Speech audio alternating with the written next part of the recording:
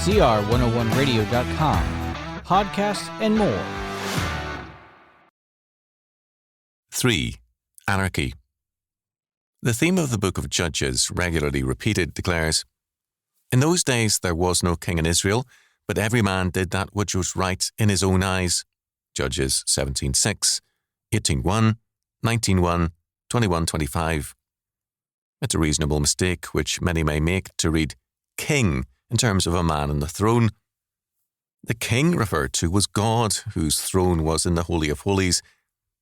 When Israel turned to a man for a king, God told Samuel it was a rejection of the divine kingship. "They have rejected me, that I should not reign over them." 1 Samuel 8:7. The kingship of God meant that the Commonwealth of Israel was governed by God's law, recognized his sovereign lordship and power, and subjected itself to God's purposes.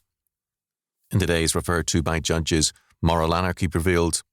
Men took the law into their own hands. Lawless men ruled, and the land fell into captivity to tyrants.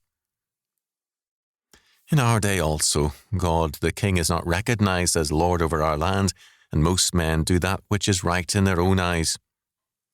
A student rebel remarked recently, justifying his lawless course, that he could obey no law that he had not given his approval to, that the only laws he could obey were laws he recognized as valid.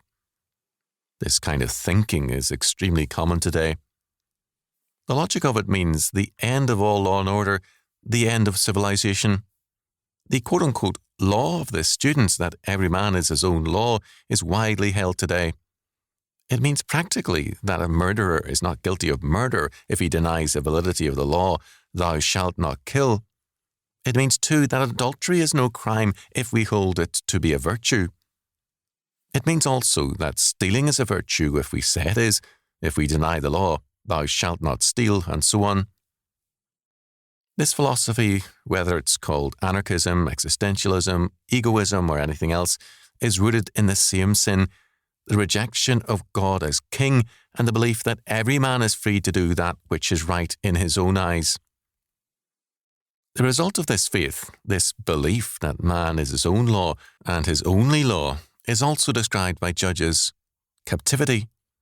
Over and over again, as Israel succumbed to the existentialism of its day, the result was captivity, spiritual bondage to a false religion, moral captivity to sin, and a national captivity to a foreign power. One of the most moving episodes in the life of King David occurred after the nation rebelled under Absalom. As a defeated and repentant nation debated its course, the cry went up, "Why speak ye not a word of bringing the king back?" 2 Samuel 19:10. This is the necessary word today. Bring back God the King, restoring this people to righteousness and bringing back men and nations under God's law. Or will someone someday write or finish stating, "In those days God was not king over America, and every man did that which was right in his own eyes"?